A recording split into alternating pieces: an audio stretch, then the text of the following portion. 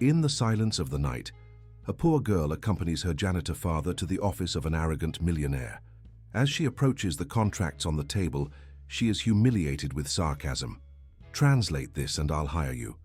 But her innocent response reveals a fatal legal error that could destroy billions in company assets. Unknowingly, he mocked the only person capable of saving him, and she was about to change everything. Lily Morgan's small fingers traced the outline of the goldfish swimming in the massive crystal aquarium. Her eyes, wide with wonder, followed the graceful movements of the exotic fish as they darted between miniature coral formations. The 68th floor of the Titan Industries headquarters in Manhattan offered a breathtaking view of the New York skyline. But 6-year-old Lily was far more interested in the underwater kingdom before her. "Don't touch the glass, sweetheart," whispered her father, Marcus Morgan, as he emptied another waste bin into his large janitorial cart. "Mr. Harrison doesn't like fingerprints on his things." "They look sad, Daddy," Lily whispered back, her breath creating a small fog on the glass despite her careful distance. "Why do they look sad?" Marcus glanced at his watch, 2:15 a.m. The night shift at Titan Industries paid well enough to keep a roof over their heads in their modest Brooklyn apartment, but the hours were brutal. Since Evelyn's passing 2 years ago, he'd been bringing Lily with him 3 nights a week, when their elderly neighbor, Mrs. Wilson, couldn't babysit. The building security guards had grown fond of the quiet, intelligent child and turned a blind eye to her presence during the graveyard shift. "Fish can't be sad, Lil," Marcus replied gently, moving to dust the expansive mahogany desk that dominated the center of the executive office. "They just swim around and eat." Lily shook her head, her blonde pigtails swaying with conviction. "No, Daddy. They're sad because they're trapped. The tank is too small for all of them." Marcus smiled at his daughter's imagination. At 6, Lily already showed the same sharp mind that had made her mother one of the most promising legal minds in her class at Columbia Law, before the incident at Harrison and Associates had destroyed everything. "5 more minutes in here, then we move to the conference rooms," Marcus said, carefully organizing the items on CEO Blake Harrison's desk. The man was known for his explosive temper, if things weren't exactly as he'd left them. Lily nodded and reluctantly turned away from the fish. Her attention drifted to the large desk where her father was working. Papers were spread across its surface, and a forgotten coffee cup sat on a leather coaster. The little girl tilted her head, her curiosity piqued by the documents with their important-looking stamps and signatures. "Daddy, what do these papers say?" she asked, pointing to the stack. "Those are grown-up documents, honey. Mr. Harrison's business papers." Marcus didn't pay them much attention. Cleaning around paperwork was part of the job, but never disturbing them was the unspoken rule. Lily stepped closer, her eyes scanning the pages with surprising focus. Evelyn had taught her to read at age 3, and by the time of her passing, Lily was already reading chapter books meant for children twice her age. But these weren't storybooks. These were filled with long words and numbers that nonetheless seemed oddly familiar. "This says subsidiary clause," Lily mumbled, recognizing the phrase from her mother's notebooks. Every night before bed, Marcus would read to Lily from Evelyn's old law journals and notes, a tradition that kept her mother's memory alive. Evelyn had always said that understanding contracts was like learning a new language, and she'd made games of teaching Lily legal terms alongside her ABCs.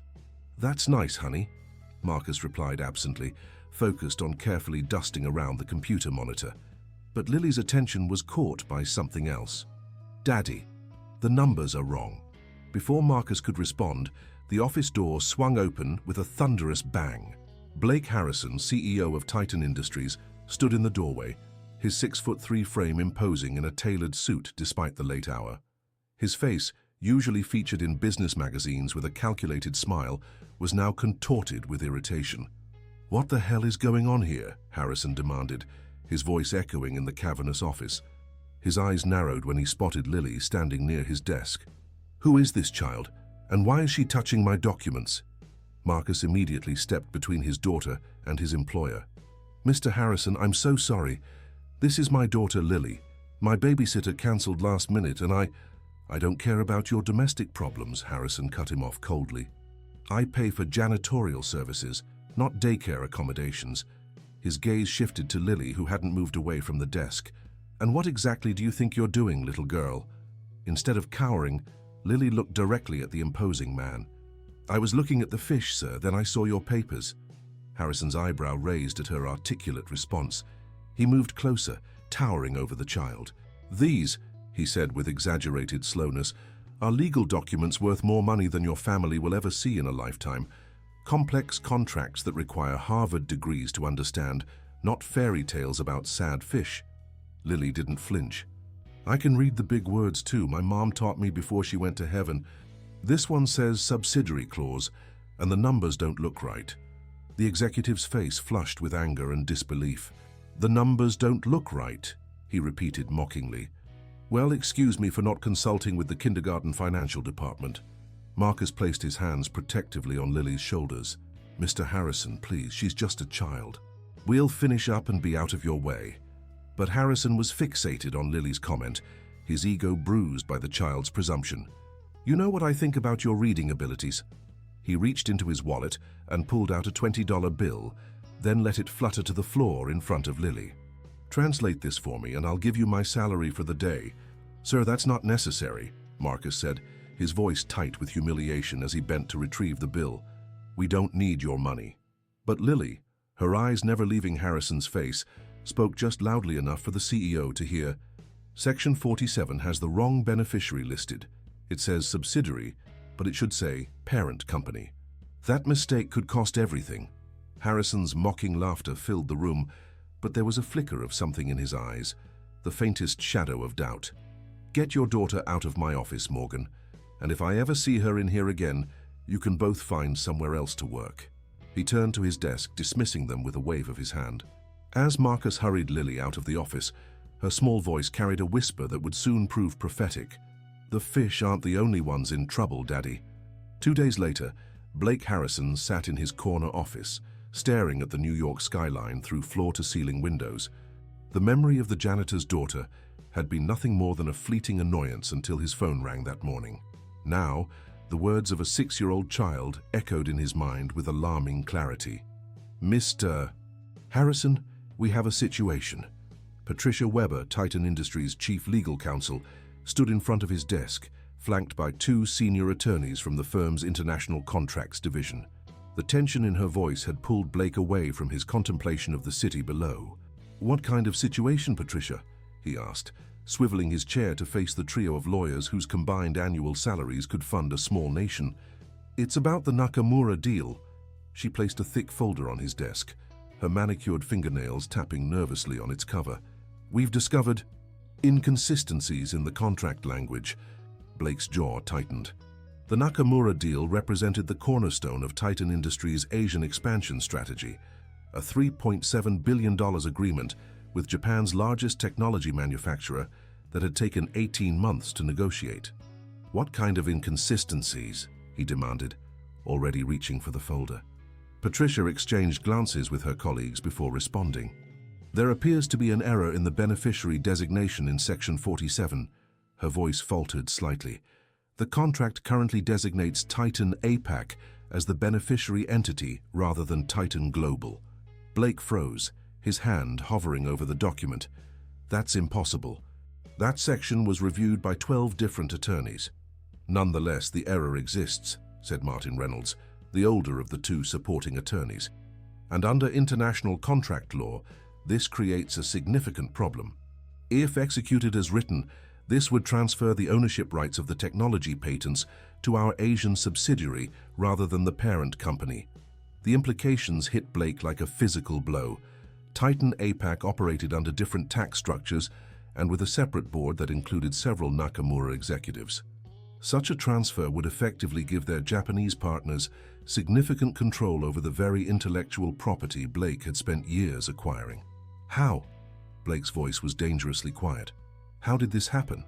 The attorneys shifted uncomfortably. "We're still investigating, but Section 47 has the wrong beneficiary listed. It says subsidiary, but it should say parent company." The high-pitched voice of Lily Morgan echoed in Blake's memory with such clarity that he almost looked around the room for its source. "Jesus Christ," he muttered, running a hand through his silver-streaked hair. "Get Thomas in here now." Thomas Blackwood had been Blake's personal attorney for 15 years. More than a legal advisor, he was Blake's closest confidant. the architect of Titan's most complex deals and the godfather to Blake's only son. If anyone could fix this disaster, it was Thomas. While they waited, Blake reviewed the contract sections Patricia had flagged. The language was dense with legal terminology, but the error was glaringly obvious once pointed out. A simple reference to Titan Industries APAC Ltd, where Titan Industries Global should have been. How had a team of Harvard and Yale-educated attorneys missed something so fundamental? And how had a janitor's 6-year-old daughter spotted it at a glance? Thomas arrived 20 minutes later, his usually immaculate appearance slightly disheveled, as if he'd rushed from another meeting. "Blake, what's the emergency?" Without preamble, Blake slid the contract across the desk. "Section 47, explain." Thomas adjusted his glasses and scanned the page, his expression unreadable. After a moment, he looked up, his face ashen. "This is unexpected." "That's one word for it," Blake replied icily. $3 billion worth of technology being handed to our subsidiary instead of remaining under our direct control is another way to put it. Career-ending catastrophe might be a third option. Thomas pulled out a handkerchief and dabbed at his forehead. "Blake, you know mistakes happen in documents this complex. That's why we have the final review period before signing. We've caught it in time." "Have we?" Blake stood, pacing behind his desk. "The signing ceremony is in 4 days. The press releases are written. Nakamura has flown in 20 executives from Tokyo. This isn't just about fixing a typo, Thomas. This is about how the hell it got there in the first place and who's responsible." He stopped abruptly. "And why it took a child to notice it." Thomas blinked in confusion. "A child?" Blake waved dismissively. "Never mind. What I want to know is whether this is the only error, or if my $3 billion deal is filled with landmines I don't know about yet." Patricia cleared her throat. "We've initiated a comprehensive review, sir. Every clause, every appendix, every schedule is being scrutinized by our top people." "Not good enough," Blake snapped. "I want independent eyes on this. Bring in Hamlin and Reed and Goldman's legal team. I want this contract bulletproof by tomorrow evening." As the attorneys nodded and began gathering their materials, Blake's assistant knocked and entered. "Sir, I have Marcus Morgan on line 3. He says it's regarding his employment status." Blake frowned. "Who?" "The night janitor, sir. From the incident 2 nights ago." A strange coincidence, Blake thought. Or perhaps not a coincidence at all. "Put him through to my private line. Everyone else out." When the room had cleared, Blake picked up the phone. "Harrison. Mr. Harrison, this is Marcus Morgan." The man's voice was steady but strained. "I received notice this morning that my services are no longer required at Titan Industries." Blake leaned back in his chair, considering his response. "Mr. Morgan, I'm dealing with a rather significant situation at the moment that may or may not relate to your daughter's observations in my office." There was a pause on the line. "Sir? Your daughter said something about Section 47 and a beneficiary designation. I need to know how she knew that." Another pause, longer this time. "My late wife was an attorney, Mr. Harrison. She kept notebooks, journals about her work. I read them to Lily as bedtime stories. They're all we have left of her." Blake's eyes narrowed. "What was your wife's name, Mr. Morgan?" "Evelyn. Evelyn Chen Morgan." The name struck a chord in Blake's memory, but he couldn't immediately place it. "And she was a contracts attorney?" "Yes, sir. International business law was her specialty. She worked at Blackwood Price and Associates before—" Marcus's voice trailed off. "Blackwood, the same as Thomas." Blake's mind raced with the implications. "Mr. Morgan, I'm going to reinstate your employment temporarily, and I'd like to speak with your daughter again." "With all due respect, sir, after how you treated her, I'll double your salary," Blake interrupted. "And I'll apologize to her personally. I think your daughter may have just saved my company from a very costly mistake." The silence on the other end of the line stretched for several seconds. "Mr. Morgan, we'll be there at 6 after Lily's school lets out," Marcus finally replied. "But sir, if you disrespect my daughter again, no amount of money will bring us back." Blake hung up the phone and turned to stare out at the Manhattan skyline once more. The city stretched before him, a testament to ambition and opportunity. Somewhere out there, a janitor and his extraordinarily gifted daughter held the key to a mystery that could cost him billions. And possibly, Blake reflected grimly, much more than that. Lily clutched her purple backpack tightly as the elevator climbed toward the executive floor of Titan Industries. She wore her best dress, a navy blue pinafore with white polka dots, and her hair had been carefully braided by her father that morning. The butterflies in her stomach seemed to multiply with each floor they passed. "Remember, Lil Bear, you don't have to talk to him if you don't want to," Marcus said, kneeling to straighten her collar. "We can leave any time you say the word." Lily nodded solemnly. "I know, Daddy, but Mommy always said we should help people when we can, even if they're not nice." Marcus's throat tightened at the mention of Evelyn. His late wife had been the moral compass of their family, always standing up for what was right, even when it cost her everything. That's true, but Mr. Harrison wasn't just not nice, he was disrespectful. The elevator chimed as they reached the 68th floor. The same receptionist who had processed Marcus's termination paperwork just hours earlier now looked at them with unconcealed curiosity. "Mr. Morgan and Lily Morgan for Mr. Harrison," Marcus announced, his voice firm despite his discomfort at being in the corporate environment in daylight hours. "Of course," the receptionist replied. "Mr. Harrison is expecting you in the conference room." She gestured toward a hallway to their right, third door on the left. As they walked, Lily observed the bustling office floor.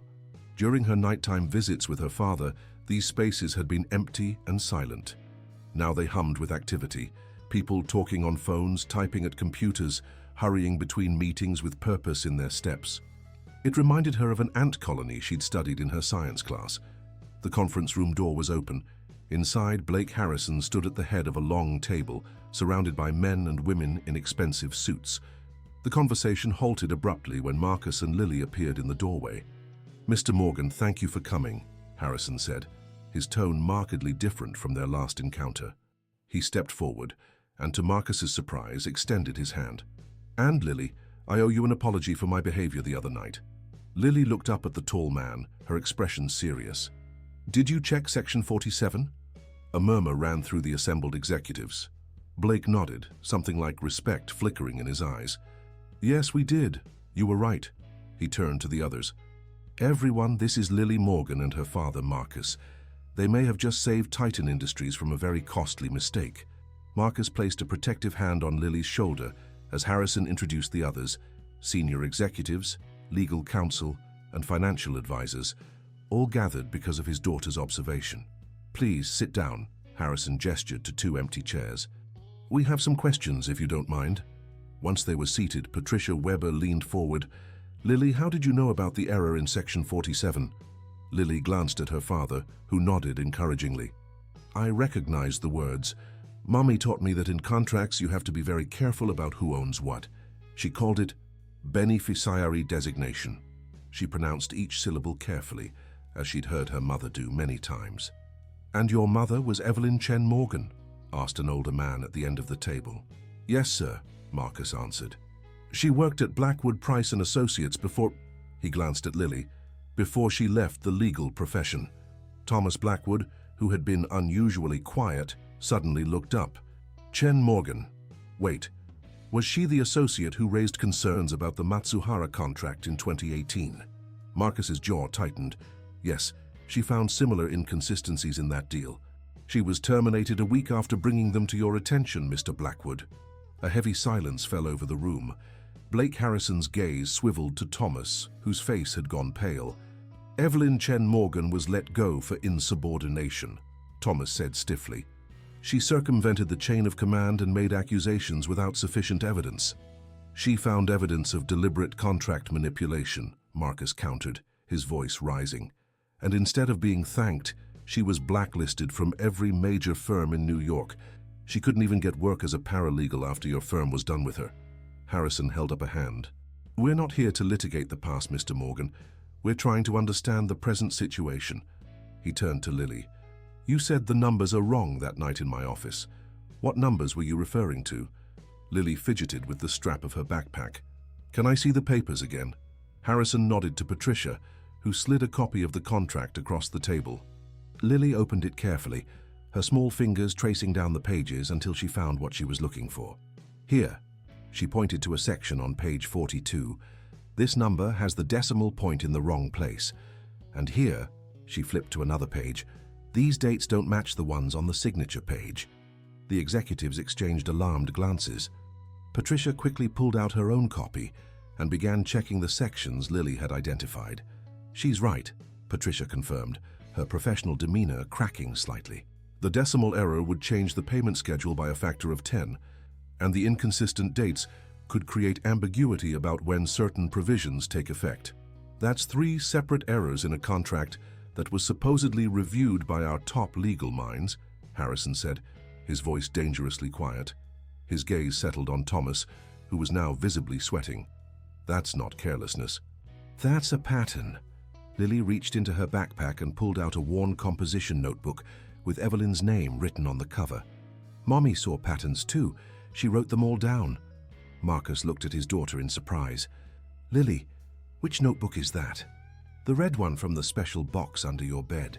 The one you said I shouldn't touch because it had Mommy's private work things." Before Marcus could respond, Lily had opened the notebook to a page marked with a blue sticky note. Mommy called this evidence of deliberate sabotage. The room went completely still as Lily pushed the notebook toward Harrison. The CEO took it with a bemused expression that quickly transformed into shock as he scanned the contents. "These are detailed notes on contract errors spanning at least 5 major deals," he said, flipping through the pages, "all involving Nakamura or its subsidiaries, all with similar patterns of mistakes that would benefit the Japanese partners at our expense." He looked up, his eyes finding Thomas Blackwood. "All finalized under your direct supervision, Thomas." Blackwood stood abruptly. "This is absurd. You're taking the scribblings of a disgruntled former employee as evidence?" "She was unstable, Blake. That's why she was terminated." "My wife was not unstable," Marcus said, his voice trembling with anger. "She was principled, and she paid for it with her career." Lily tugged at her father's sleeve. "Daddy, there's more. Mommy left recordings too." Marcus stared at his daughter in shock. "What recordings?" "On the silver USB drive shaped like a bear. She said it was my special treasure, and to keep it safe until the right time." Harrison turned to his assistant. "Get security up here immediately. No one leaves this room." He looked at Marcus and Lily, his expression grim but determined. "Mr. Morgan, I think we need to hear everything your wife documented." "And Lily," his voice softened slightly, "I think you just proved you can translate legal documents better than most of my Harvard-educated staff." As security personnel took positions outside the conference room doors, Lily reached into her backpack once more and pulled out a small silver USB drive. The implications of what her mother had discovered and what her 6-year-old daughter had just uncovered were about to shake Titan Industries to its core. The atmosphere in Blake Harrison's private screening room was electric with tension. The CEO had moved the meeting there to accommodate the playing of Evelyn Chen Morgan's recordings, away from the curious eyes and ears of the main office floor. Only a select few remained: Harrison himself, Patricia Weber, 2 trusted board members, Marcus and Lily. Thomas Blackwood had been escorted to a separate conference room under the watchful eye of Titan's head of security, a precaution that seemed increasingly justified as Evelyn's voice filled the darkened room through high-end speakers. October 3rd, 2018. This is my 3rd attempt to document the pattern of contract manipulation in the Matsuhara deal. Evelyn's voice was clear and professional, though tinged with anxiety. Today, I discovered Thomas Blackwood meeting with Hiroshi Tanaka from Nakamura Enterprises in the private dining room at Le Bernardin. This wouldn't be noteworthy except that Tanaka is not listed as part of the negotiation team, and the meeting did not appear on Thomas's official calendar. Marcus closed his eyes, the sound of his late wife's voice bringing both comfort and pain. Beside him, Lily sat perfectly still, her small face solemn as she listened to the mother she'd lost 4 years ago. The recording continued, detailing Evelyn's methodical investigation into what appeared to be a deliberate scheme to insert errors into major contracts with Japanese partners. Errors that consistently benefited the Japanese side while creating plausible deniability for the American attorneys. November 18, 2018. I've confirmed that the decimal point error in Section 29 was added after my final review, but before the document was presented to the board. Only 3 people had access during that window: Thomas Blackwood, Jennifer Hayes, and Richard Patel. Of these, only Thomas had both the authority and the expertise to make such a change, without triggering additional reviews. As the recordings progressed, Evelyn's documentation became more damning. Bank records showing unusual deposits to an offshore account linked to Thomas. Photographs of meetings with Japanese businessmen not affiliated with the official negotiation teams.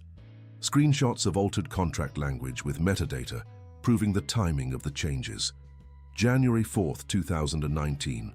This will be my final recording before I present my findings to Mr. Harrison tomorrow. I've compiled all evidence into the attached files and prepared a full briefing. If anything happens to me, this information should be taken to the FBI's white-collar crime division immediately. The recording ended, leaving a heavy silence in the room. Blake Harrison sat motionless, his face unreadable in the dim light. "She never got to meet with you," Marcus said quietly. "She was called into Thomas's office the next morning and terminated on the spot. By that afternoon, she'd received calls from every contact she had in the legal community, warning her that she'd been branded as unstable and untrustworthy." Harrison finally spoke, his voice tight with controlled fury. "And after she was unable to work as an attorney?" Marcus hesitated, glancing at Lily. "She took whatever work she could find, clerical positions, retail. Eventually, she started cleaning offices at night, so she could be home with Lily during the day." He paused. "The stress took a toll on her health. We lost her 2 years ago." Lily reached into her backpack again and pulled out another notebook. "This one has pictures, Daddy," she said, opening it to reveal meticulous diagrams of contract structures, with arrows connecting various entities and beneficiaries. Patricia Weber took the notebook gently. "This is extraordinary work. Your mother was documenting a complex scheme of intentional contract errors designed to create legal loopholes." She looked at the child with new respect. "And you understand what these diagrams mean?" Lily nodded. "Mommy taught me that contracts are like maps. If you follow the arrows, you can see who gets the treasure." Harrison stood abruptly. "The Nakamura signing is in 2 days. We need to act quickly." He turned to his assistant. "Call the FBI, then get our outside counsel on the line, not Blackwood's firm, the other one. And cancel all my meetings for the rest of the day." His gaze settled on Marcus and Lily. "You two are staying here until we sort this out. I'll have someone bring dinner." As the room emptied, leaving just the three of them, Harrison approached Lily. He crouched down to her eye level, something he couldn't remember doing since his own son was a child. "Lily, I owe you an apology. A real one, not the perfunctory one I offered earlier. I was dismissive and cruel to you, and I was wrong." His voice, normally commanding and confident, held a note of genuine remorse. "You may have saved my company from disaster, and more importantly, you've brought to light an injustice done to your mother." Lily studied him with the direct gaze of a child who hadn't yet learned to hide her thoughts. "Did you know what Mr. Blackwood was doing?" The question, simple and devastating in its directness, hung in the air between them. Harrison hesitated. "No," he finally said. "But I should have. Your mother tried to warn me, and I didn't give her the chance to be heard. That's my responsibility and one I need to make right." Marcus watched the exchange with a mixture of pride and caution. "What happens now, Mr. Harrison?" Harrison straightened, once again the commanding CEO. "Now we fix the contracts, we deal with Thomas, and we make sure the truth comes out." He looked at Marcus thoughtfully. "And we discuss your future at Titan Industries, which I suspect will involve something considerably more substantive than emptying my trash bins." 6 hours later, the FBI had taken Thomas Blackwood into custody after a search of his office revealed incriminating correspondence with Nakamura representatives. The contract team had worked feverishly to correct all the errors Lily had identified, plus several more discovered during their comprehensive review. And Blake Harrison had made a decision that would fundamentally change the trajectory of his company.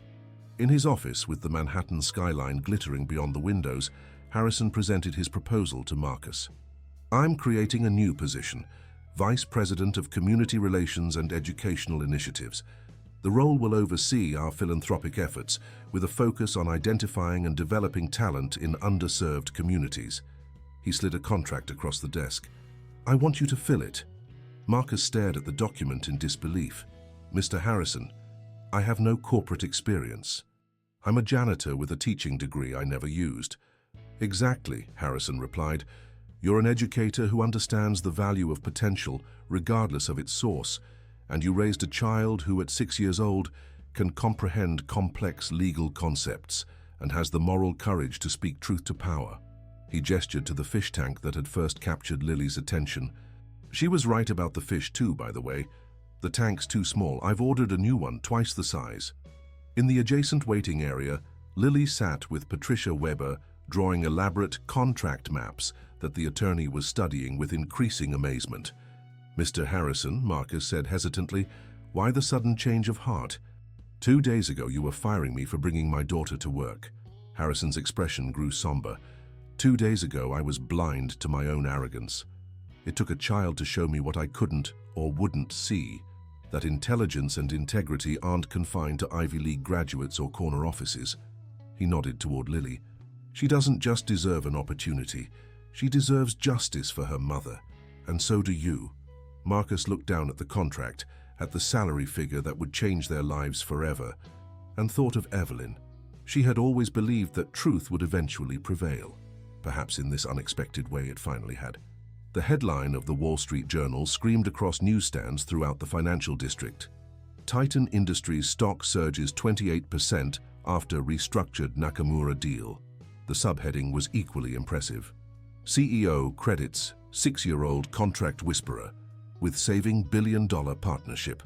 In the 5 weeks since Lily Morgan had identified the critical errors in the Nakamura contract, Titan Industries had undergone a transformation that went far beyond its balance sheet.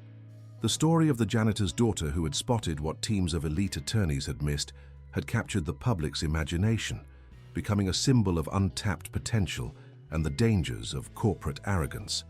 Blake Harrison stood at the podium in Titan's newly renovated auditorium, addressing an audience that included employees, press, and a group of wide-eyed children from an elementary school in Brooklyn. Lily's classmates, invited as special guests for the announcement. "Today marks the official launch of the Evelyn Chen Morgan Foundation," Harrison announced, his usual commanding presence softened by genuine enthusiasm. "With an initial endowment of $50 million, this foundation will identify, nurture, and support exceptional young minds from underserved communities across America." In the front row, Marcus sat beside Lily, both dressed in new clothes that still felt strange after years of careful budgeting. Lily wore a blue dress with a silver pendant that had belonged to her mother, a small scale of justice that Evelyn had received when she graduated from law school. Marcus had kept it in a safe deposit box, waiting for the day when Lily would be old enough to understand its significance. After recent events, he decided that day had come.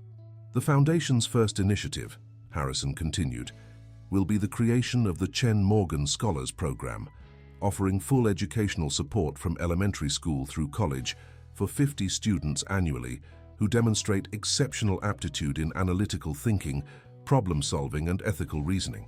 The applause was thunderous. Among the audience members, Patricia Weber dabbed at her eyes with a tissue. The normally stoic attorney had become one of Lily's strongest advocates within the company, spending hours with the child discussing legal concepts and marveling at her intuitive understanding of contractual relationships. "But education is only the beginning," Harrison said as the applause died down. "The foundation will also establish learning centers in 5 urban communities this year, with plans to expand to 25 locations nationwide within 3 years. These centers will offer after-school enrichment programs, mentorship opportunities, and resources for parents who, like Marcus Morgan, are doing the extraordinary work of nurturing gifted children against tremendous odds." Marcus felt a lump form in his throat. The past month had been a whirlwind of changes, moving from their tiny Brooklyn apartment to a comfortable condo closer to Titan's headquarters, adjusting to his new role as vice president, and watching Lily blossom under the attention and resources she now had access to. Through it all, he'd felt Evelyn's presence as if she were guiding them toward this moment of vindication and purpose. After the ceremony, the reception area buzzed with conversation as journalists clamored for interviews with the Morgans. Lily handled the attention with surprising poise, answering questions thoughtfully, but never revealing more than she intended to, a skill that reminded Marcus painfully of Evelyn. "Lily, how does it feel to have saved Titan Industries?" one reporter asked, kneeling to reach the child's eye level. Lily considered the question carefully. I didn't save the company by myself. I just saw something that was wrong and said so. My mummy taught me that's what you're supposed to do. And what do you want to be when you grow up? Another reporter chimed in. I want to help people understand contracts, Lily replied without hesitation. Sometimes big words hide important things that affect people's lives. If you can translate them, you can protect people. As the reception continued, Blake Harrison made his way through the crowd to where Marcus stood watching his daughter. She's remarkable, Harrison said quietly. I've had her aptitude tested, you know. Off the charts in verbal reasoning and pattern recognition. The educational consultant says she's operating at a cognitive level 4 to 5 years beyond her peers. Marcus nodded. Evelyn knew. She always said Lily had a special mind, that she could see connections others missed. He paused. But I don't want her childhood sacrificed on the altar of her gifts, Mr. Harrison. She's still a little girl who needs to play and make friends and scrape her knees sometimes. I understand completely, Harrison assured him. That's why the Foundation's approach isn't just about academic acceleration. It's about holistic development, social, emotional, creative. He gestured toward the children from Lily's class, who were currently being treated to an elaborate ice cream bar, complete with what appeared to be every topping imaginable. Balance is essential. The conversation was interrupted by Patricia Weber, who approached with an elegantly dressed Japanese man. Marcus, this is Hideki Nakamura, chairman of Nakamura Enterprises, she introduced. He specifically asked to meet you and Lily. Nakamura bowed deeply. Morgan-san, it is an honor. Your daughter has done my company a great service as well, though she may not realize it. Marcus returned the bow somewhat awkwardly. I'm not sure I understand, Mr. Nakamura. The Japanese businessman's expression grew serious. The manipulated contracts would have created significant legal complications for both our companies in the future. Such complications benefit only those who profit from corporate conflict. He glanced across the room to where Lily was explaining something animatedly to her classmates. Your daughter's intervention prevented what would have eventually damaged the relationship between our firms beyond repair. As if sensing she was being discussed, Lily looked up and excused herself from her friends. She made her way through the crowd with careful determination until she reached the adults. Hello, she said politely to Nakamura, extending her small hand. I'm Lily Morgan. Nakamura's face softened as he shook her hand with gentle formality. I am honored to meet you, Miss Morgan. I understand you have a talent for seeing what others miss. Lily shrugged. I just pay attention to details. My mom said that's where the truth hides sometimes. A wise woman, your mother, Nakamura replied. He reached into his pocket and withdrew a small box wrapped in traditional Japanese fabric. In my culture, we believe that children with special gifts are treasures to be nurtured. Please accept this small token of my respect. Lily looked to her father, who nodded his permission. She carefully unwrapped the package to reveal a delicate glass figurine of a koi fish, its transparent body swirled with gold and red. It's beautiful, she breathed, holding it up to the light. The koi fish symbolizes perseverance and the ability to swim upstream against great odds, Nakamura explained. It seemed fitting. As Lily thanked him, Marcus noticed Blake Harrison watching the interaction with an expression he'd never seen on the CEO's face before, something like wonder, tinged with regret. Later that evening, as Marcus tucked Lily into bed in their new home, she held up her mother's pendant. Do you think Mommy knows what happened, Daddy? Do you think she's proud? Marcus sat on the edge of the bed, the question piercing his heart. I know she's proud, Lil Bear. She always believed in standing up for what's right, even when it's hard. And that's exactly what you did. Lily yawned, the excitement of the day finally catching up with her. Mr. Harrison isn't as mean as he seemed at first. He just forgot how to listen. That happens to grown-ups sometimes, Marcus agreed. We get so busy being important that we forget to pay attention to the important things. As Lily drifted off to sleep, Marcus stood at the window of her new bedroom, looking out at the city lights. Somewhere in that glittering landscape was the office building where he'd once pushed a mop, while his daughter noticed what billion-dollar executives had missed. The same city that had once seemed so indifferent to their struggles now buzzed with the story of their unlikely triumph. Tomorrow would bring more challenges, interviews to conduct for the foundation staff, learning centers to design, and his own steep learning curve in a corporate world he was still adjusting to. But tonight, watching his daughter sleep peacefully with her mother's pendant clutched in her small hand, Marcus Morgan allowed himself to believe that sometimes justice comes in unexpected packages and second chances arrive when you least expect them. 5 years passed like the turning pages of a story Lily couldn't put down. Each chapter brought new developments that would have seemed impossible on that fateful night when she'd first noticed the error in Blake Harrison's office. Now, 11 years old, Lily sat in the back of a town car headed toward Columbia University, where she would be the youngest speaker at a prestigious conference on corporate ethics and responsibility. Her father sat beside her, reviewing her talking points one last time. "Remember, you don't have to use all the statistics if you don't want to," Marcus reminded her. "The personal story is what resonates most with people."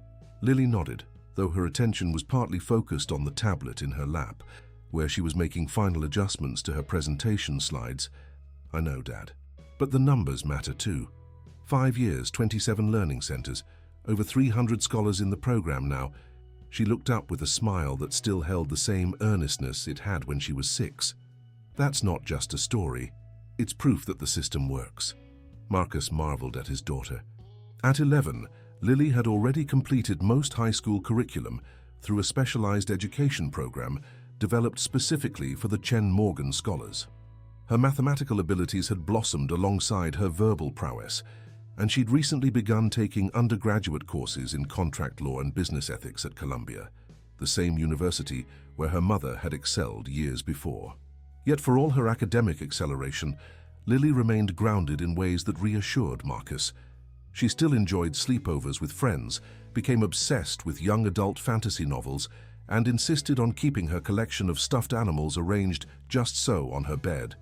The balance Harrison had promised had been maintained, largely because Marcus had insisted on it, sometimes against the pressures of those who saw only Lily's extraordinary potential and not the child who needed to develop at her own pace emotionally and socially. The Evelyn Chen Morgan Foundation had transformed far more lives than just their own. Under Marcus's direction, it had expanded beyond its initial mission to become a powerful force for educational equity nationwide. The learning centers now offered everything from early childhood enrichment to adult education programs, particularly in communities where educational resources were scarce. Blake Harrison had undergone perhaps the most surprising transformation of all. The once arrogant CEO had become a vocal advocate for corporate responsibility and diversity of thought within the business world. His annual address to shareholders now included metrics on community impact alongside profit margins, and Titan Industries had become known as much for its ethical leadership as for its market dominance. As the car pulled up to the university entrance, Lily gathered her materials with practiced efficiency. "Do you think there will be other kids there?" she asked, a rare moment of 11-year-old vulnerability breaking through her composure. "Probably not speaking," Marcus answered honestly. "But that's what makes your perspective so valuable, Lil. You represent the future these corporate leaders are supposed to be building for." The conference hall was packed with business executives, academics, and media representatives. As Marcus and Lily were escorted to the green room, they passed a wall of photographs showcasing the event's previous speakers, a who's who of corporate America that now included, somewhat incongruously, the school portrait of an 11-year-old with braces and an irrepressible smile. Blake Harrison was waiting for them, deep in conversation with Patricia Weber, who had recently been named Titan's chief ethics officer. Both turned as the Morgans entered. "There she is," Harrison exclaimed, his former gruffness now tempered by genuine warmth. "The youngest keynote speaker in the conference's history." Patricia embraced Lily warmly. Over the years, she had become something of a mentor to the girl, guiding her interest in law with the same precision she brought to Titan's legal affairs. "How are you feeling? Ready to take on the corporate world?"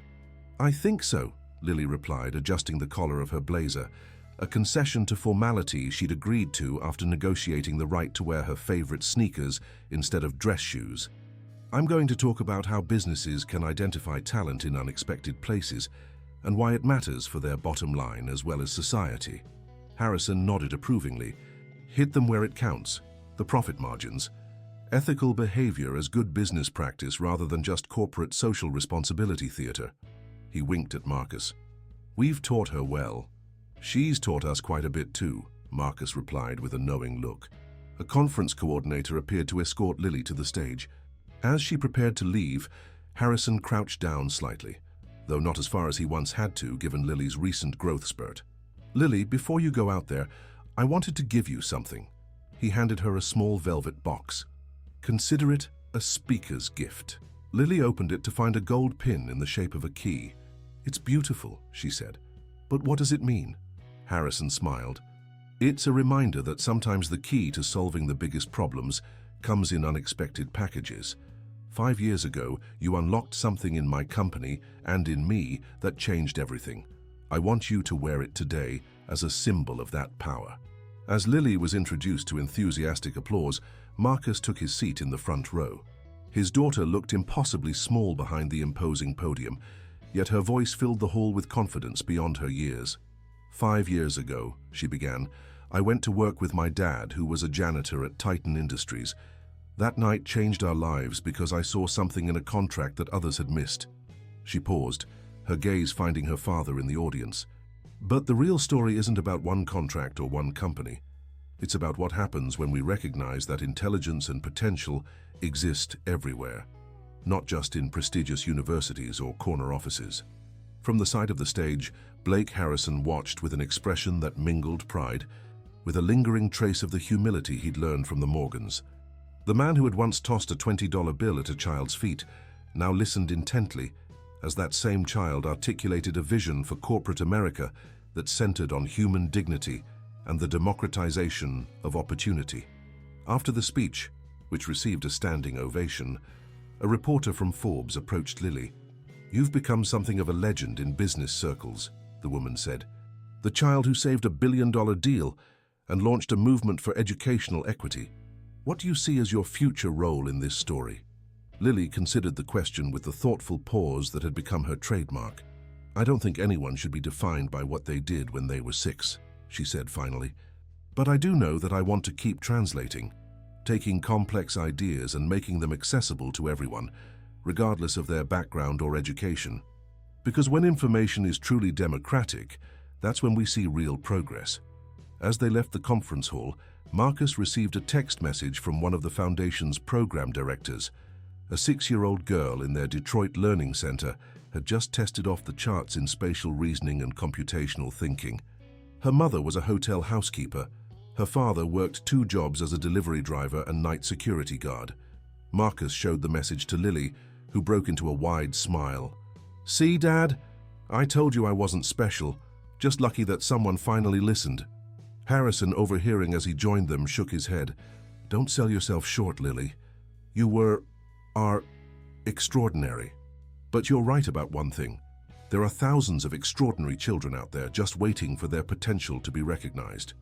As they walked together toward the waiting cars, the unlikely trio, the former janitor turned Foundation president, the once arrogant CEO who'd found redemption through humility, and the remarkable child who had catalyzed change beyond anyone's imagination, represented a new kind of corporate success story.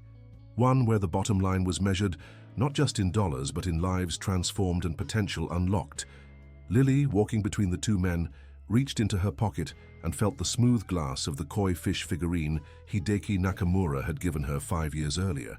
She carried it to every important event as a talisman, a reminder of her mother's spirit and the journey that had brought them here.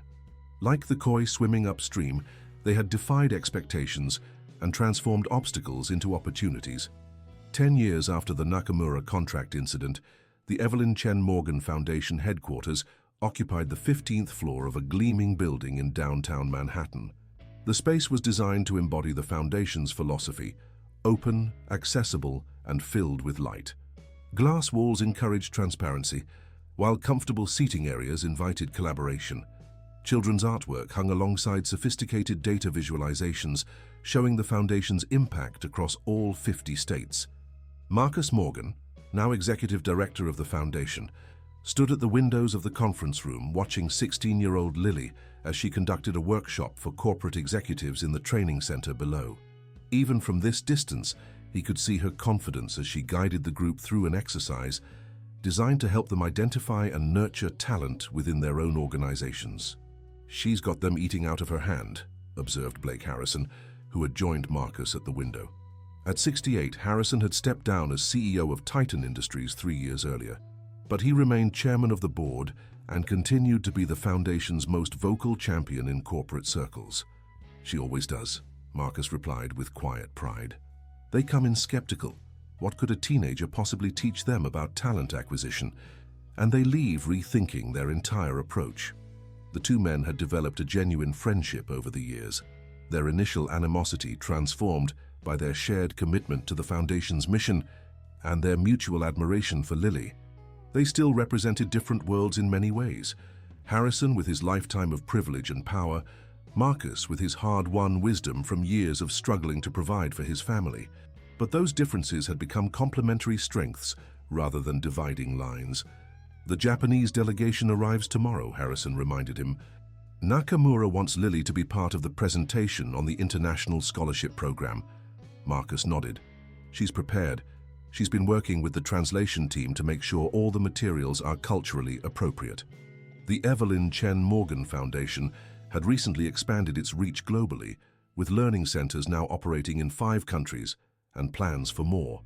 The International Scholarship Program would bring exceptional students from around the world to study in the United States, then return to implement similar educational initiatives in their home countries.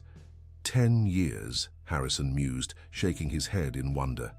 "Sometimes I still can't believe how it all started, with a 6-year-old pointing out my mistakes." "Not just your mistakes," Marcus corrected gently. "A systemic blindness that affected your entire organization.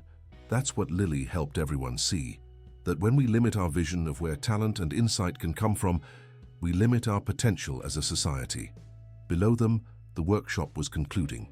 Lily moved through the group of executives, shaking hands and answering final questions with the poise of someone twice her age. At 16, she had grown into a striking young woman who combined her mother's analytical brilliance with a warmth and accessibility that put people at ease, despite her intimidating intellect. After completing her high school requirements at 13, Lily had decided, with her father's full support, to take a gap year before starting college. That year had stretched to 3 as she became increasingly involved in the Foundation's work, developing programs and speaking internationally about educational equity. Though multiple Ivy League universities had recruited her aggressively, she had recently decided to pursue a dual-degree program that would allow her to combine business and law, following in her mother's footsteps while charting her own unique path. As the executives filed out of the training center, Patricia Weber entered the conference room, tablet in hand. Now in her early 50s, Patricia had left Titan Industries 5 years earlier to become the Foundation's chief operating officer, bringing her legal expertise and organizational skills to help scale its programs nationally. "The quarterly impact report is ready for review," she announced, placing the tablet on the conference table. "We've hit every target except the Rural Expansion Initiative, which is running about 6 weeks behind schedule due to infrastructure challenges." The 3 gathered around the table as Patricia pulled up detailed metrics on the Foundation's various programs. The numbers told a remarkable story. Over 5,000 scholars had received educational support, with 98% continuing to college or specialized training programs. The learning centers served more than 50,000 children annually. And most significantly, graduates of the program were returning to their communities at unprecedented rates, creating a multiplier effect as they established businesses, taught in local schools, and mentored the next generation. "We're seeing something extraordinary in the 3rd-generation data," Patricia noted, highlighting a section of the report. "Children of our original scholars are showing even higher achievement levels, suggesting that the educational interventions are creating intergenerational effects." The conference room door opened and Lily entered, her expression brightening as she saw the group gathered around the table. "How did it go?" Marcus asked. "Really well," she replied, dropping into a chair beside her father. They were resistant at first, the usual "we already have diversity initiatives" defensiveness. But once I showed them the financial performance data for companies that have implemented our talent identification protocols, they came around. Harrison chuckled. "Nothing motivates a CEO like proof that doing the right thing will make them more money." Lily grinned. Exactly. Ethical behavior as good business practice, just like you taught me. She reached for the tablet. Is that the quarterly report? I want to see the rural numbers. As Lily reviewed the data, Marcus was struck, as he often was, by how seamlessly she moved between the worlds of her childhood and her emerging adulthood. In one moment, she was the sophisticated presenter captivating a room of executives. In the next, she was his daughter, eyes lighting up as she analyzed patterns in data sets the way other teenagers might discuss social media trends. We should reconsider the approach in the rural areas, Lily suggested, pointing to a map showing the Foundation's coverage. The centralized learning center model works in urban and suburban environments, but we need something more distributed for communities where transportation is a barrier. Maybe something involving local libraries or community centers as satellites. The discussion continued, strategies evolving as they bounced ideas off one another. This was how the Foundation had always operated best, combining Harrison's business acumen, Marcus's understanding of community needs, Patricia's organizational expertise, and Lily's uniquely integrative perspective. Later that evening, as the office emptied, Lily found herself alone in the Heritage Room, a space dedicated to the Foundation's origins and her mother's legacy.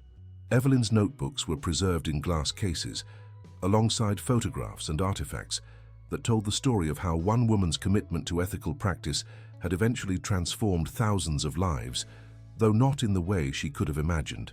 Lily stood before a portrait of her mother, a photograph taken on Evelyn's graduation day from law school, her expression both proud and determined. Around her neck hung the Scale of Justice pendant that Lily now wore daily. "I wish you could see it all, Mom," Lily whispered, touching the pendant at her throat. "The Foundation, the scholars, everything that grew from what you started. She sees it through you," came her father's voice from the doorway.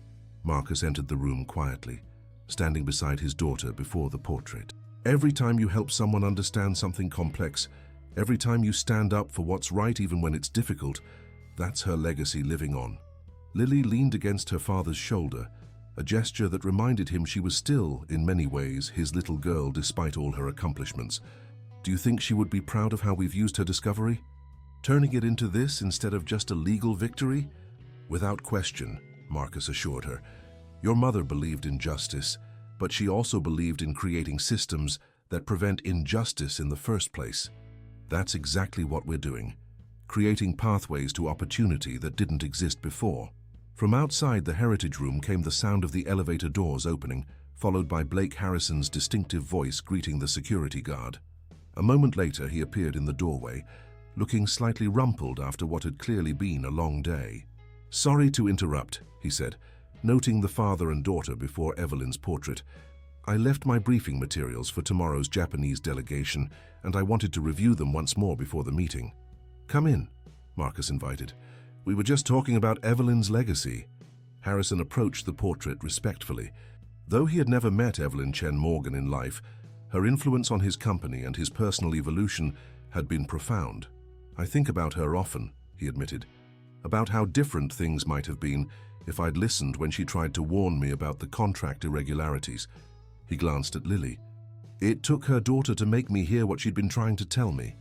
That's why the Foundation focuses so much on listening," Lily said thoughtfully, "on creating spaces where every voice can be heard, regardless of title or status or background." She smiled at Harrison. "Even the voices of janitors' children who notice things in your office at 2 in the morning." Harrison laughed, the sound warm and genuine, a far cry from the mocking laughter that had once filled his office as he dismissed a 6-year-old's observations. Especially those voices, as it turns out. The three stood together before Evelyn's portrait, each reflecting on the journey that had brought them to this moment. A journey that had begun with arrogance and humiliation, but had transformed into something none of them could have predicted. 10 years ago, Lily said softly, you challenged me to translate a contract. You meant it as an insult, but it became the most important challenge of my life. Harrison nodded, his expression solemn. And you didn't just translate it, you changed the entire language of how we recognize and nurture human potential. He placed a hand on her shoulder briefly. Thank you for that gift, Lily Morgan. As they left the Heritage Room together, the portrait of Evelyn Chen Morgan seemed to watch over them with quiet satisfaction. The foundation that bore her name had become a living testament to her belief that truth and justice could prevail, even against seemingly insurmountable odds. And her daughter, once dismissed as just a janitor's child, had become a powerful voice for change in boardrooms and classrooms across the country. The next morning, as Lily prepared to address the Japanese delegation about the international expansion of the scholarship program, she paused to look out over the Manhattan skyline from the Foundation's conference room. Somewhere in that urban landscape was the office where she had once noticed an error in a contract while admiring tropical fish in an aquarium. The memory made her smile. "Ready?" her father asked, joining her at the window. Lily nodded, fingering the scale of justice pendant at her throat. Ready to translate the next chapter? Finn, dear listeners, we hope the story of Lily and Blake Harrison has touched your hearts. For more emotional journeys like this one, we've prepared a special playlist with equally captivating stories. Find it by clicking to your left. If you enjoyed this tale, don't forget to subscribe to our channel and like this video. Every day we bring unique stories that explore life's complexities. We look forward to reading your thoughts in the comments section below.